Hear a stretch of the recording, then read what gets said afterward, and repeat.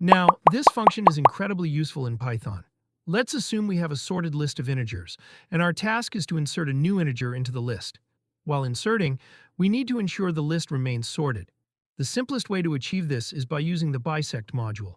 Specifically, we'll use the insort function from the bisect module.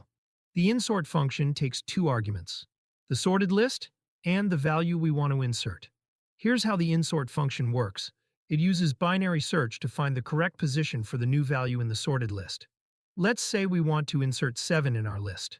So now the insort function will compare 7 with the middle element, which is 6 in this case. Since 7 is greater than 6, it ignores the left side of the list and moves to the right side. Next, it compares 7 with the next middle element, which is 8.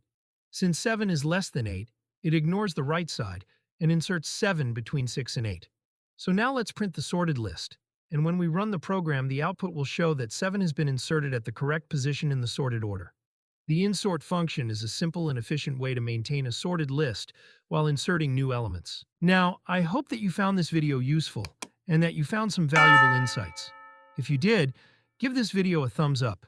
Don't forget to like and subscribe, and tap the bell icon to get notifications once we upload more videos of this type. And if you have any questions or suggestions, go ahead and drop them in the comments section below. Thanks for watching, and I'll see you in the next video.